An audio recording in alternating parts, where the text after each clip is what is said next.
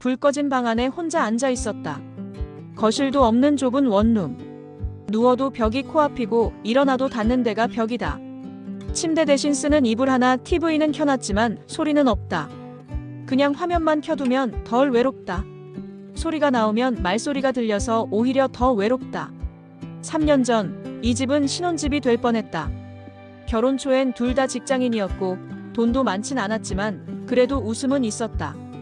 편의점 도시락도 이불 덮고 보던 넷플릭스도 따뜻했었다. 근데 언제부터였을까? 집안의 조용함이 불편하게 느껴지던 순간이. 대화가 줄고 싸움이 늘고 눈빛으로 피로를 견디는 날이 많아졌다. 아내는 먼저 직장을 그만뒀다. 몸이 안 좋아서라던 말 뒤엔 어느새 커진 소비가 따라붙었다. 나 혼자 벌어서 감당하기엔 카드값이 넘치기 시작했다.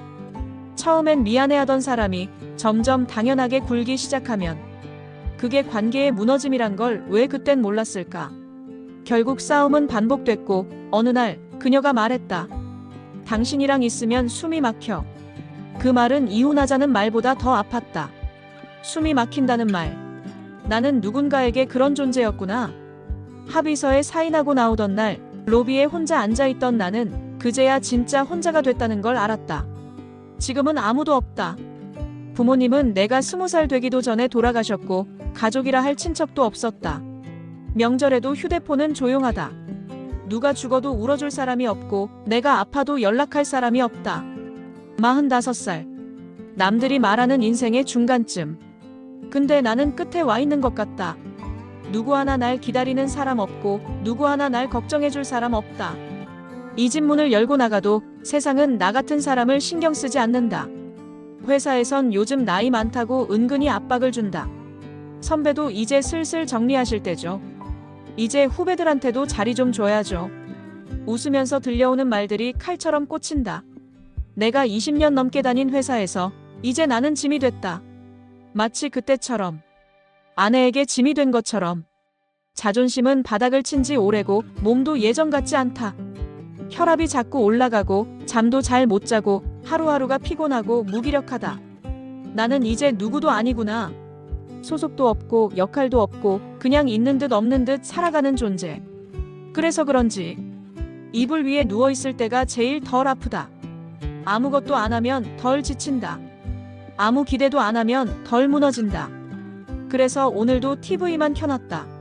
소리 없이 돌아가는 화면을 보면서 나는 오늘도 살고 있다. 그래도 가족은 있잖아. 사람들은 쉽게 그렇게 말하곤 했다. 하지만 난 그 말조차 대답할 수가 없다. 내겐 가족이 없으니까. 진짜 아무도 없으니까. 부모님은 내가 아직 철도 들기 전에 돌아가셨다.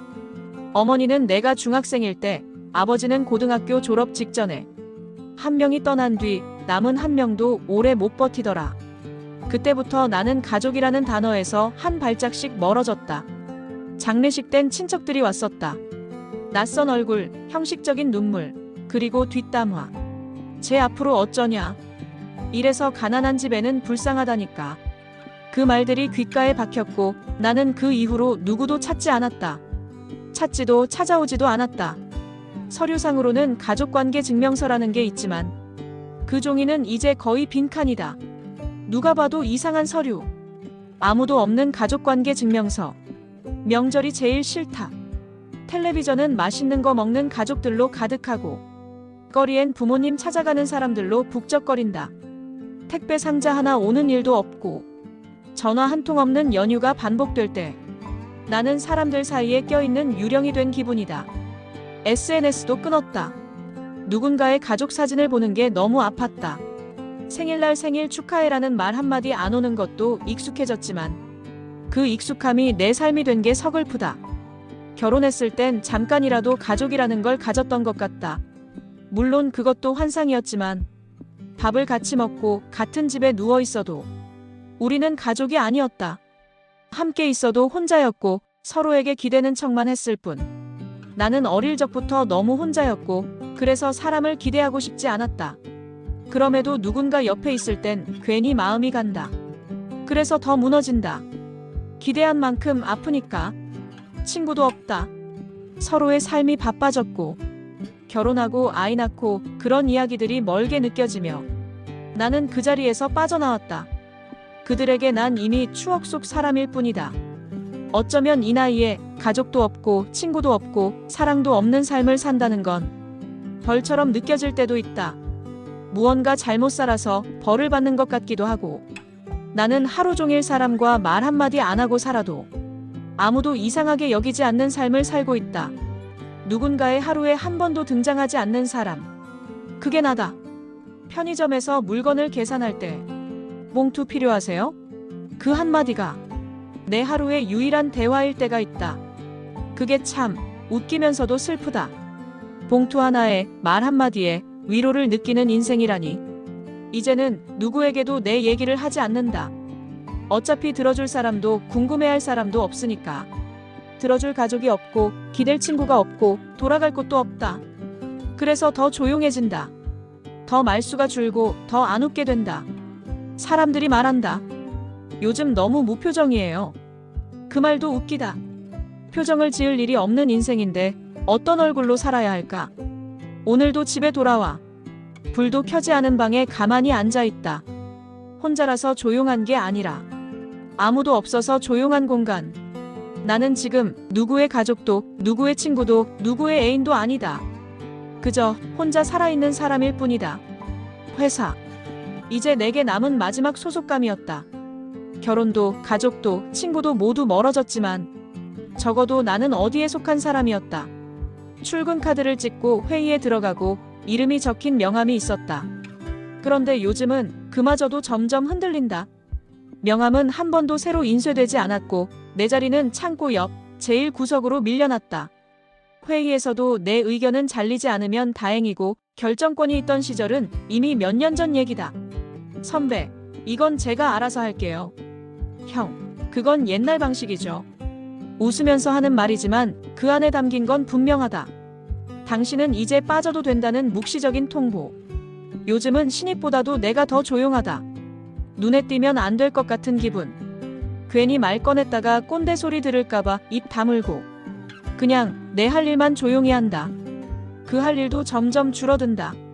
예전엔 바쁘다는 말이 입에 달렸는데 이젠 할 일 없는 시간에 커피를 3번도 넘게 내린다. 컴퓨터 앞에 앉아 멍하니 화면만 보는 시간. 누구한테도 기대지 않는 습관이 회사에서도 몸에 배어버렸다. 팀장님이 부르더니 요즘도 몸 괜찮으세요? 물었다. 그 말이 따뜻하게 느껴져서 순간 감동할 뻔했다. 근데 그 다음 말이 더 현실적이었다. 혹시 조기퇴직 프로그램 생각은 안 해보셨어요? 정리해고는 아니지만 스스로 나가달라는 말. 회사는 그렇게 사람을 내보낸다. 책임지지 않는 방식으로 상처는 덜 주는 척하면서 나는 회사에서 버티고 있는 게 아니라 그냥 조금 늦게 떠나는 중이었다. 젊은 애들은 이미 내 자리를 넘보고 있고 회사는 그걸 은근히 부추긴다. 사람들이 말한다. 회사에 정 붙이지 마. 맞는 말이다. 근데 문제는 그 붙일 정조차 없어진 내가 너무 초라해 보인다는 거다. 20년 가까이 다닌 회사인데 지금은 복사기보다 존재감이 없다. 출근할 때 아무도 인사하지 않고 점심도 혼자 먹는다.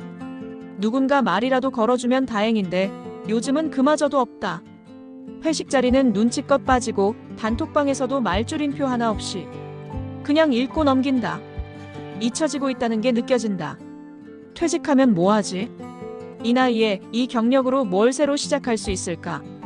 몸은 이미 무겁고 정신도 지쳐있다. 빼온 것도 가진 것도 없는 사람은 이 사회에서 너무 빨리 밀려난다. 예전엔 퇴근 시간이 기다려졌는데 요즘은 퇴근하고 나면 더 허전하다. 직장에서 밀려나고 집에서도 나 혼자고 기댈 어깨도 없고 기다려주는 사람도 없다. 오늘도 퇴근길에 지하철 유리창에 비친 내 얼굴을 봤다. 눈밑은 퀭하고 머리는 덥수룩하다. 웃는 법을 잊은 사람처럼 그저 힘없이 앉아있을 뿐이다. 누군가는 말했었다. 회사는 사람을 갈아넣는 곳이라고. 갈리고 부서지고 다 쓰고 나면 버리는 곳. 이제 나는 버려지는 순서를 기다리는 중이다. 예전엔 아픈 날이 하루였다면 요즘은 안 아픈 날이 하루다. 아침에 일어나면 어깨가 굳어있고 머리는 깨질 듯 아프고 어떤 날은 숨 쉬는 것도 피곤하다. 혈압이 높다고 했다. 스트레스 때문일 거라고 했다. 그래서 약을 처방받고 매일 챙겨 먹는다. 약을 먹고 있다는 사실만으로도 내가 이제 예전의 내가 아니란 걸 실감하게 된다. 진료실에 앉아 있을 때 옆자리에는 가족이 함께 온 사람들이 대부분이다. 누군가는 엄마 손을 꼭 잡고 있고 누군가는 아내가 대신 증상을 설명해준다. 근데 나는 늘 혼자다. 혼자 대기하고 혼자 진료받고 혼자 계산하고 혼자 돌아오는 길에 아무 말도 없다. 집에 오면 기운이 다 빠진다. 단순히 몸이 아픈 게 아니라 몸이 아픈 걸 알아주는 사람이 없어서 더 아프다. 아플수록 고립되고 고립될수록 더 아프다. 예전엔 감기 한번 걸려도 누군가 죽 끓여주고 약 사다 주고 그냥 옆에 있어주는 사람만 있어도 나았었다. 근데 지금은 물 한 잔도 혼자 챙겨야 한다. 기운 없는 몸을 이끌고 편의점까지 가서 두유 하나 사오는 것도 벅찬 날이 있다. 샤워를 할 힘도 없을 때가 있다. 머리는 며칠째 떡지고 세수조차 안 한 채 하루를 보내는 날. 누가 볼 것도 아닌데 뭐하러 꿈이나 싶어서 그냥 놔둔다. 거울을 보면 그 안에 나는 점점 사람이 아닌 것 같아진다. 언젠가 한밤중에 숨이 막혔겠다. 심장이 빨리 뛰고 식은땀이 나고 진짜로 죽을 수도 있겠구나 하는 생각이 들었다. 근데 이상하게 무섭지 않았다. 그냥 이렇게 가는 건가 싶었다. 누가 발견해줄까? 그런 생각도 잠깐 했지만 사실 며칠 지나도 아무도 모를 거란 걸 잘 안다. 가끔은 병원에서 가족분은 안 오셨어요? 라고 물을 때가 있다. 그 물음이 제일 아프다. 없다고 하면 다들 눈치를 살핀다. 어떤 간호사는 말없이 고개만 끄덕이기도 하고 어떤 의사는 말끝을 흐린다. 그 침묵이 나를 더 환자처럼 만든다. 몸이 아픈 것도 힘든데 마음까지 아프면 진짜 숨이 막힌다. 아프다고 울 수 있는 사람도 하소연할 수 있는 대상도 없을 때 병보다 더 병 같은 게 찾아온다. 회사에서도 기운 없다고 말 못한다. 괜히 관리 못하는 늙은이 취급받을까봐. 그래서 그냥 아무렇지 않은 척한다. 웃는 연습도 했다. 힘든데도 웃는 법, 버릇처럼 들었다. 하지만 혼자 있을 땐 그 버릇도 소용이 없다. 웃어줄 사람이 없는데 뭐하러 웃나? 이젠 가끔 눈물이 난다. 몸이 아파서가 아니라 이렇게 아픈 걸 함께 나눌 사람이 없어서. 이대로 더 아파지면 병원비는 어떻게 하지? 일을 못하면 이 좁은 원룸도 못 버틸 텐데. 그런 생각들이 머릿속을 차지하면 숨 쉬는 것도 어렵다. 나는 요즘 죽음보다 아픔이 더 무섭다. 죽으면 끝이지만 이런 식의 외로운 고통은 끝이 없으니까. 그리고 이 모든 걸 겪는 나를 누구도 모른다는 사실이 제일 서럽다. 사랑이라고 믿었다. 아니, 사랑이라 착각했던 것 같다. 누군가와 함께 살아가는 건 혼자인 인생에 누군가를 초대하는 일이니까. 그때는 그게 용기라고 생각했었다. 우리는 2년을 연애했다. 거창한 로맨스는 없었지만 적어도 서로를 이해한다고 믿었다. 아침에 눈 뜨면 연락하고 밤엔 서로의 하루를 털어놓으며 잠드는 일상. 그게 전부였고 그게 전부라서 충분한 줄 알았다. 결혼식도 소박하게 올렸다. 혼수도 대출도 신혼여행도 다 빠진 채 그저 같이 살자는 약속 하나로 시작한 결혼. 처음엔 모든 게 새로웠고 작은 원룸도 우리 둘이 있으니 괜찮았다. 근데 삶은 결혼이란 말만으로 버틸 수 없게 만든다. 현실은 사랑이란 단어를 아주 빠르게 낡게 만든다. 결혼 1년 차 아내가 직장을 그만두겠다고 했다. 몸이 너무 힘들어. 쉬고 싶어. 그 말을 들었을 때 나는 말없이 고개를 끄덕였다. 나 혼자 벌면 되지. 그게 뭐 대수인가 싶었다. 그때만 해도 나는 사랑엔 계산이 없다고 믿었다. 하지만 문제는 그 뒤였다. 카드는 그대로 쓰였다. 온라인 쇼핑이 늘고 가끔은 해외 직구까지 하면서도 당신이 벌잖아라는 말 한마디로 덮였다. 처음엔 참았다. 2달, 3달 말하면 상처 줄까봐 꾹 눌렀다. 근데 어느 순간 내 인내가 그 사람에겐 당연함이 되어 있었다. 나는 당신한테 기대고 있는 거잖아. 그 말이 들렸을 때 이게 사랑이 아니라 짐이 되어가고 있음을 알았다. 한 번은 퇴근길에 편의점에서 내가 3,000원짜리 도시락을 들고 갔더니 그 사람은 배달앱으로 3만 원어치를 시켜놓고 있었다. 같이 먹자는 말도 없고 그냥 먹던 중이었다. 그 장면이 아직도 선명하다. 그날 이후로 싸움이 잦아졌다. 나는 자꾸만 현실을 말했고 그 사람은 점점 사랑이 식었다고 했다. 맞다. 사랑은 식었다. 정확히 말하면 현실이 사랑을 불태워버렸다. 당신은 날 이해 못해. 당신이 변했어. 결국 그런 말들이 쏟아지다가 어느 날 그 사람은 말했다. 나는 더는 당신 옆에 있고 싶지 않아. 그 말은 너무 조용하게, 너무 선명하게 박혔다. 울지도 않더라. 눈물은 나 혼자 흘렸다. 이혼은 빠르게 진행됐다. 양쪽 부모도 없고 아이도 없으니 서류 몇 장에 도장은 쉽게 찍혔다. 그 사람은 집을 나갔고 나는 빈 공간에 남겨졌다. 결혼은 둘이 하는 거라더니 어째서 나는 혼자 정리하고 혼자 버텨야 하나. 가끔은 그 사람의 뒷모습이 떠오른다. 마지막 날 문 닫고 나가던 발걸음. 내 인생에서 가족이라 불렀던 유일한 존재의 퇴장. 결혼이 나를 살릴 줄 알았다. 사람 하나 곁에 두면 이 외로운 삶이 덜 무서울 줄 알았다. 근데 오히려 결혼은 내 고독에 확신을 줬다. 나는 결국 누구와도 함께할 수 없는 사람이다라는. 그 사람이 떠난 뒤 나는 다시 원점으로 돌아왔다.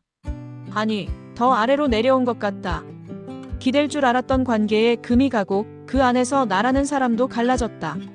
그 사람을 미워하고 싶지도 않다. 그저 사랑을 믿은 내 자신이 부끄러울 뿐이다. 결혼이라는 말. 나에겐 그게 기대였고 착각이었고 그리고 결국엔 오판이었다. 퇴근길 문 앞에 섰을 때 느껴지는 무게가 있다. 그건 육체적 피로가 아니라 문을 열어도 아무도 날 반겨주지 않을 걸 아는 감정의 무게다. 가방을 툭 내려놓고 신발을 벗는다. 말을 건넬 사람도 눈길을 줄 존재도 없다.